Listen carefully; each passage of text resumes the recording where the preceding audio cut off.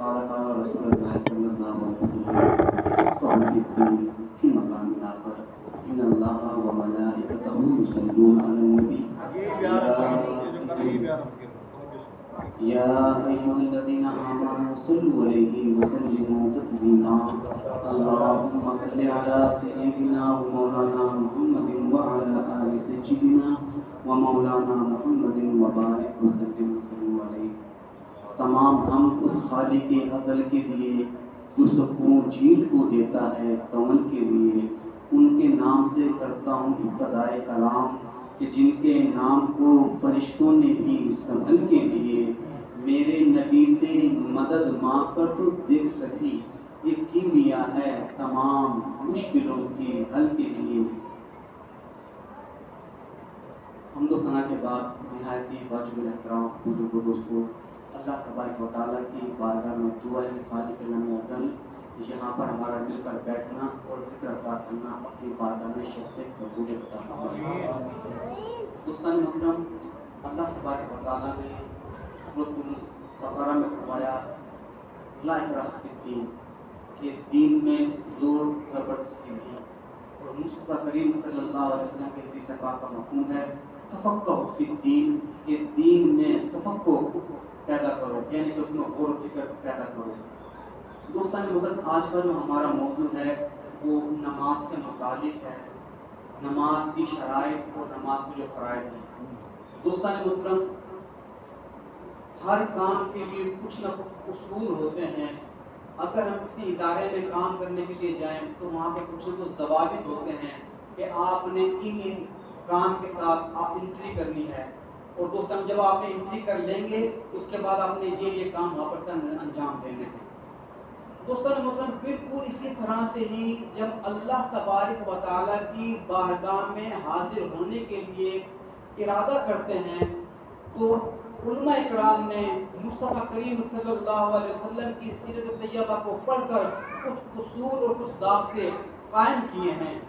دوستان محترم وہ اصول اور ضابطے کیا ہیں وہ آپ کی سماعتوں کی نظر کرنے ہیں. دوستان محترم جب کبھی بھی کوئی بھی مومن دل میں یہ قصد کرتا ہے کہ میں اللہ کی بارگاہ میں حاضری دوں یعنی کہ میں نماز پڑھوں تو علماء اکرام نے جو ترتیب قائم کی ہے وہ یہ ہے کہ اللہ تبارک و تعالیٰ کی بارگاہ میں حاضر ہونے سے پہلے اس کا اپنا جسم پاک ہونا ضروری ہے اور پھر اس جسم کے اوپر جو لباس پہنا ہے اس کا پاک ہونا ضروری ہے اور پھر جس جگہ پر کھڑا ہو کر اس نے اللہ کی بارگاہ میں حاضری دینی ہے وہ جگہ بھی پاک ہونا ضروری ہے. اس کے بعد دوستان محترم پھر جب اس نے یہ قصد کر لیا جب وہ مکمل طور پر طاہر اور پاک ہو گیا اب اس کے لیے ضروری یہ ہے کہ وہ اللہ کی قبلہ رخ ہو جائے. اللہ کا جو گھر ہے وہ قبلہ رخ ہو جائے. اور دوستان محترم جب قبلہ رخ ہو گیا تو اب اس کے لیے ضروری یہ ہے کہ وہ تکبیر تحریمہ کہے. اس طرح دوستان محترم اور پھر جو نماز اس نے ادا کرنی ہے اس نماز کا وقت ہونا ضروری ہے. اس طرح سے دوستان محترم یہ کل 7 فرض ہیں 7 شرائط ہیں کہ جو کہ اس کو ضروری ہونا چاہیے. نمبر 1 اس کا جسم پاک ہو. نمبر 2 اس کا لباس پاک ہو. نمبر 3 اس کی جگہ پاک ہو. نمبر 3 استقبال قبلہ ہو. نمبر 5 دوستان محترم وقت مقررہ ہو. نمبر 7 دوستان محترم استقبال قبلہ اور وقت مقررہ ہونا. اس طرح کچھ 7 شرائط بنتی ہیں اور دوستان محترم اس کے 7 فرائض ہیں یعنی کہ یہ وہ شرطیں ہیں کہ جس وقت بندے نے اللہ تبارک و تعالیٰ کی بارگاہ میں حاضری دینے کا قصد کرنا ہے ارادہ کرنا ہے. اور دوستان محترم اب جو شرط کے اندر شامل ہے نیت. دوستان نیت کیا چیز ہے؟ اکثر اوقات ہم لوگ جب نماز پڑھتے ہیں تو ہمارے بڑوں نے ہمیں یہ بتایا کہ ہم زبان سے یہ کہتے ہیں کہ 4 رکعت نماز فرض وقت ہے ظہر کا بندگی اللہ تعالیٰ کی منہ میں رکعت شریف اللہ اکبر یہ ہم جملے بولتے ہیں. تو دوستان یہ جملے زبان سے بولنا مستحب ہے. اگر زبان سے یہ جملے کہیں گے تو افضل عمل ہے. اگر ہم زبان سے یہ جملے نہیں بولتے تو ہماری نماز ہو جائے گی، کیونکہ نیت جو ہے وہ دل کا ارادہ ہے۔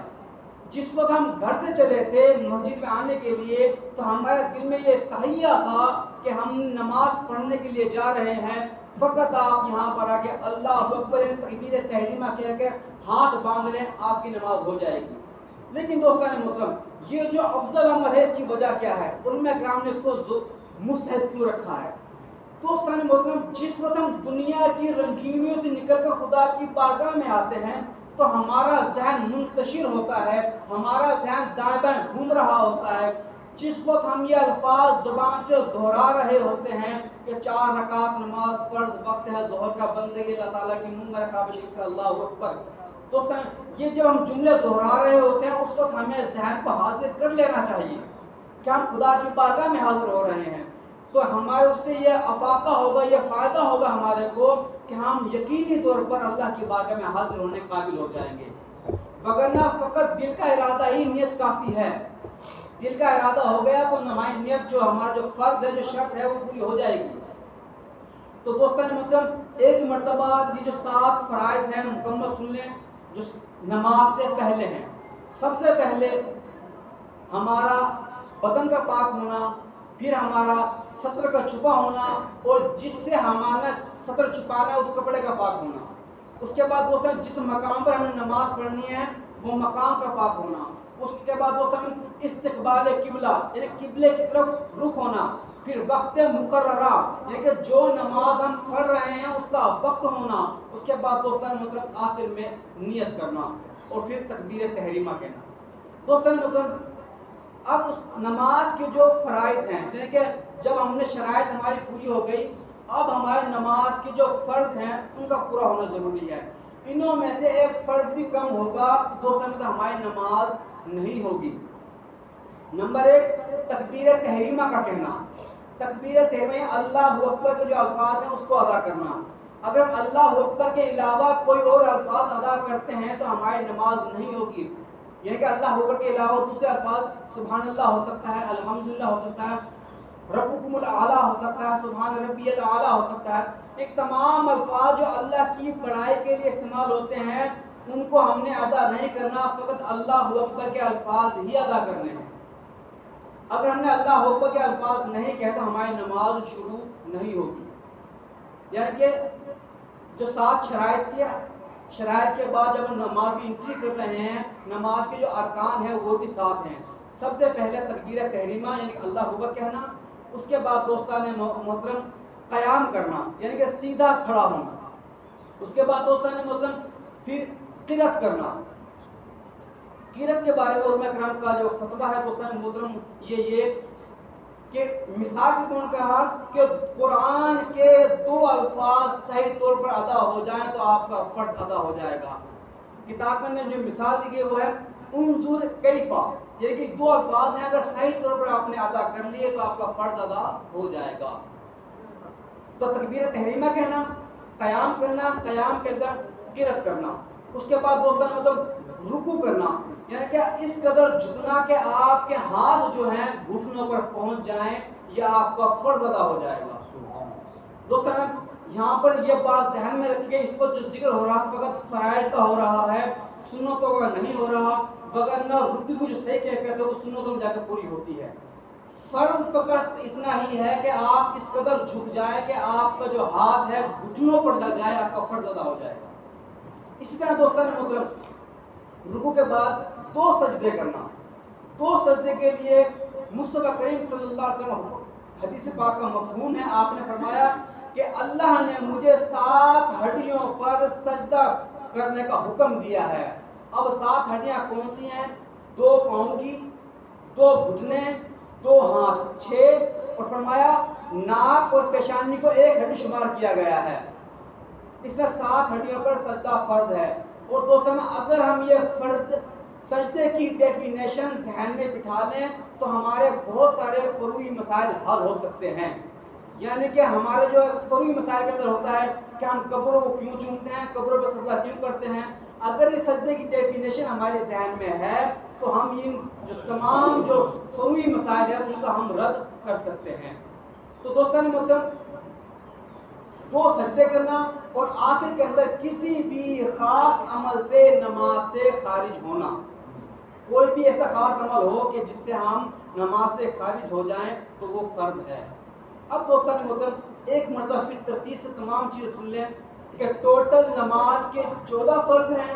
14 میں سے نماز جو پہلے ہے 7 وہ نماز کی شرائط ہیں، اور جو نماز کے اندر شامل ہیں وہ نماز کے ارکان ہیں.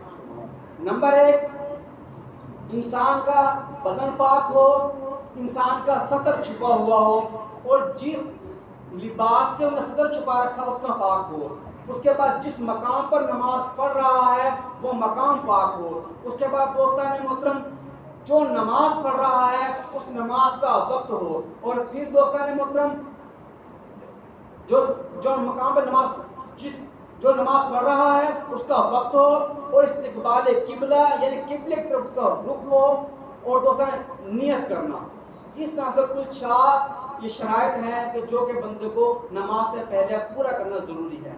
اس کے بعد دوستان محترم 7 ارکان ہیں. وہ کون سے ہیں؟ تکبیر تحریمہ کہنا، قیام کرنا، قیام میں قرات کرنا، قرات کرنے کے بعد دوستان محترم رکوع کرنا، تو سجدے کرنا، قاعدہ اخیرہ کرنا، اور آخر کے اندر کسی بھی خاص عمل سے نماز سے خارج ہونا. دوستان محترم اس طرح 14 فرض ہیں. ان کو ذہن نشین ہر بندے کو ہونا چاہیے، کیونکہ نماز کے اندر دین میں تفقہ جب پیدا ہوگی جب ہماری نماز درست ہوگی. دوستان محترم اللہ تبارک و تعالیٰ کی بارگاہ میں دعا خالق علم ازل ہمیں دین مدین کو صحیح طور پر سمجھ کر عمل کرنے کی توفیق عطا فرمائے.